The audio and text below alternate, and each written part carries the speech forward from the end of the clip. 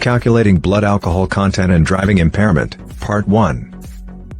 Any amount of alcohol in your system while driving will affect your physical abilities, reaction time, vision, and capacity to make sensible decisions based on the traffic situation.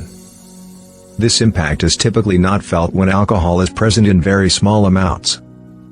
The severity of the impairment increases with your blood alcohol content, BAC. The safest and most prudent course of action when it comes to alcohol is to never drink and drive, even if your BAC is below the legal limit. The legal limit was created to enable the enforcement of DUI legislation and is based on the BAC at which the majority of people start to exhibit observable impairments.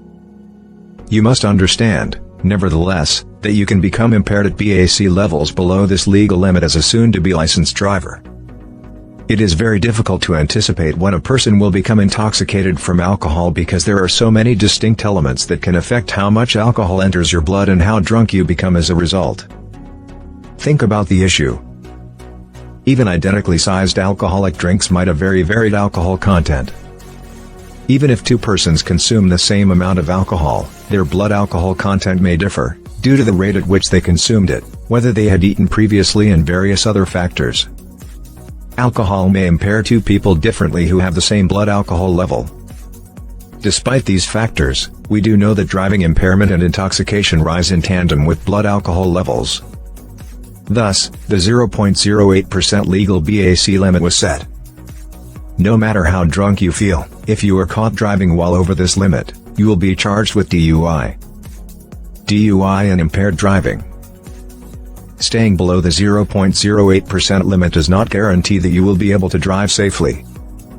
Everybody reacts to alcohol differently, and depending on the situation, different levels of inebriation can result. When compared to someone with a BAC of 0.10%, a person with a BAC of 0.01% may have slower reflexes, clouded eyesight, and poor judgment. Remember that if your behavior suggests that you may be under the influence of alcohol, you may be charged with driving under the influence at any blood alcohol content of 0.01% or higher. Recognizing BAC. The amount of alcohol detected is divided by the amount of blood in the sample being tested to get your blood alcohol level. The definition of the 0.08% legal limit is 100 milliliters of blood contains 8 grams of alcohol. Your blood alcohol level does not match the amount of alcohol you have ingested.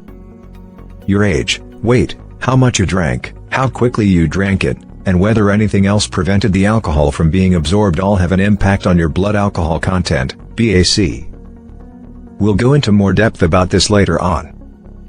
For now, just be aware that it is against the law to drive in any state when one's blood alcohol content is 0.08% or more. Furthermore, the legal blood alcohol content, BAC, limit for operators of commercial vehicles, including big trucks, buses, and rental trucks, is typically set at 0.04%. For drivers under the legal drinking age of 21, most jurisdictions have a zero-tolerance policy that prevents them from operating a vehicle with any quantity of alcohol in their blood. By consulting the DMV website or a current edition of the driver's manual, you may determine whether these regulations are in effect in your state. What's wrong with one drink? More factors than just how many alcoholic beverages someone has had affect their blood alcohol concentration. To begin with, different drinks may differ greatly in their alcohol content. The concept of a standard drink can, in principle, assist you in keeping track of your alcohol intake. According to reports, a standard beverage contains 0.6 ounces of pure ethanol, which is equal to 5 ounces of 12% alcohol wine, a 12-ounce bottle of beer with 5% alcohol, a 1.5-ounce shot of 40% alcohol by volume. However, considering one drink to have a specific amount of alcohol can result in more issues than it resolves because consumers sometimes don't know exactly what is added to their beverages. Although the sugar they contain makes them taste less alcoholic, mixed drinks frequently contain much more alcohol than a typical beer, glass of wine, or bottle of spirits. The fact that not all bartenders, or whoever is mixing the cocktail, utilize standard liquor measurements just serves to exacerbate the issue. Another problem is that not all alcoholic beverages of a particular type, such as beer, wine, or hard liquor, have the same alcohol content. While some beers can be as strong as 9 or 10%, most are around the 5% threshold. One 5-ounce bottle of 10% beer has the same amount of alcohol in it as two 5-ounce bottles of 5% beer, which can be a major issue. All things considered, it can be difficult to determine how much alcohol you have consumed. It is hard to forecast how drinking will affect your blood alcohol content or level of drunkenness, even if you are aware of exactly how much alcohol you have consumed. Calculating blood alcohol content and driving impairment, Part 2. What impacts the BAC? You may control how much alcohol enters your circulation by paying attention to the following factors. Pounds. People who are heavier typically have more fluid in their bodies than those who are lighter. Even when the same amount of alcohol is consumed, fluid dilutes it, lowering the blood alcohol concentration, BAC. The percentage of body fat. Compared to muscle, bone, and other body components, fat has a lower water content.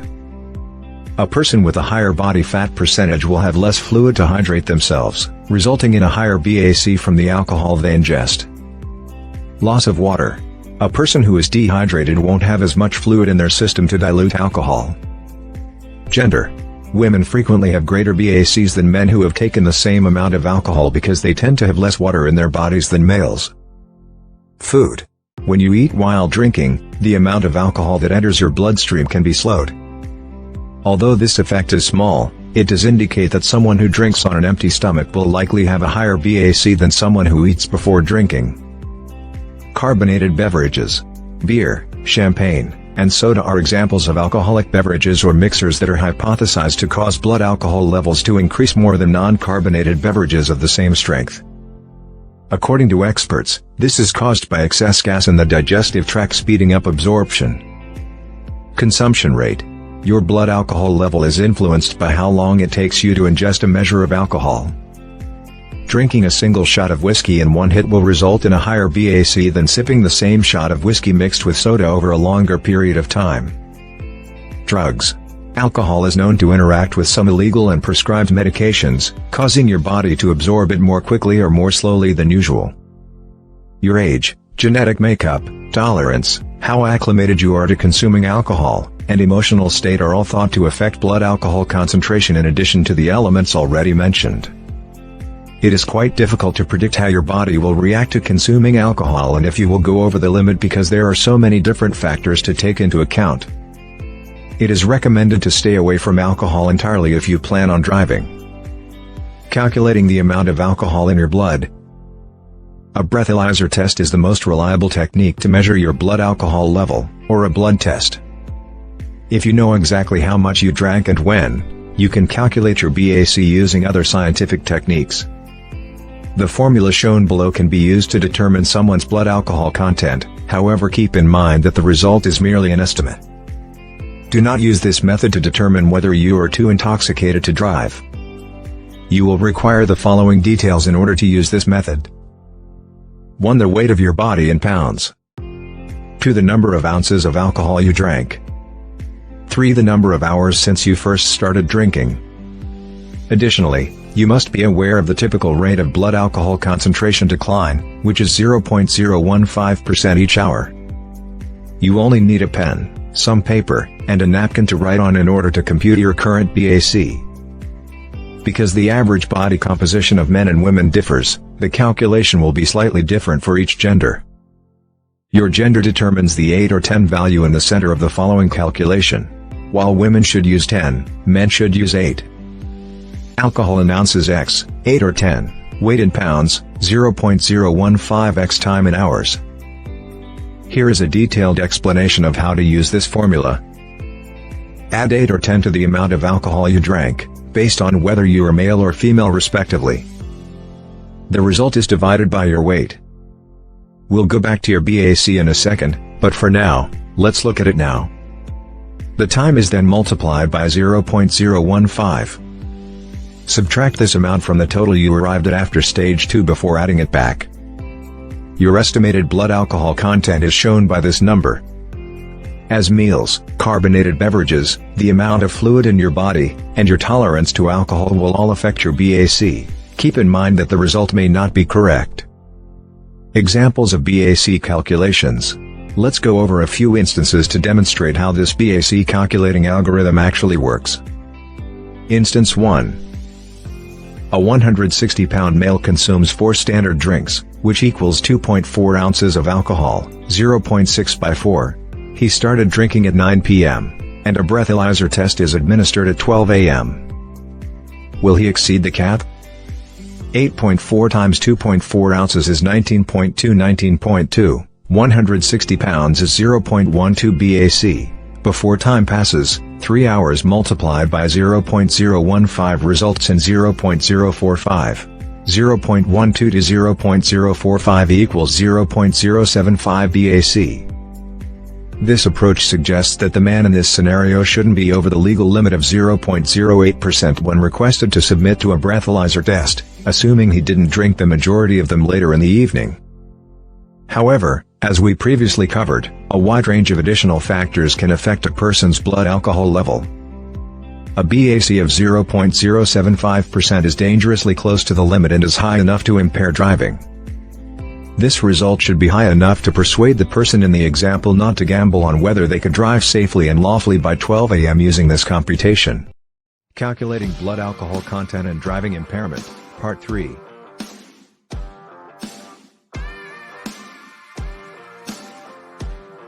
Two regular drinks, or 1.2 ounces of alcohol, are consumed by a 115-pound lady.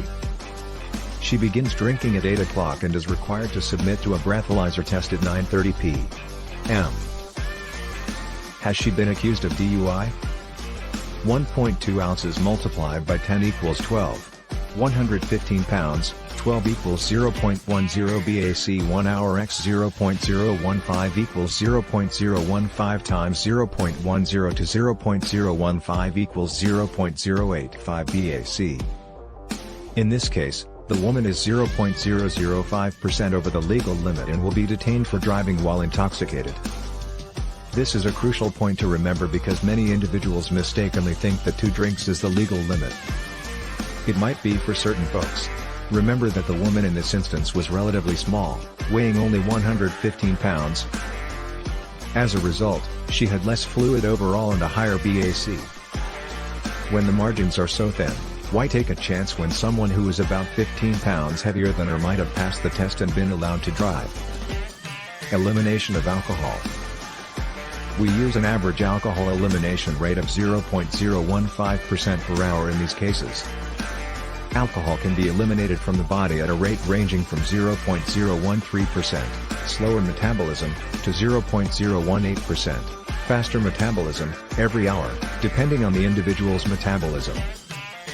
It is quite challenging to assess metabolism accurately because it varies with weight and exercise level.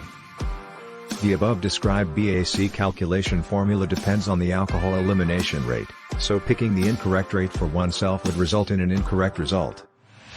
When calculating your BAC, if you overestimate the pace at which alcohol leaves your body, you can think that you are below the legal limit when in fact you are over it. Sadly, false myths. If your metabolism varies over weeks, months, or years, your alcohol elimination rate may shift as well. Nevertheless, it cannot be changed by the decisions you make just after drinking. People frequently believe that using particular methods can hasten their sobriety. These strategies include drinking coffee, having a meal after drinking, exercising to make yourself sweat off the alcohol, and taking a shower. Recognize that all of these sobering up techniques are myths. You can only eliminate alcohol from your system as quickly as your body can do it naturally.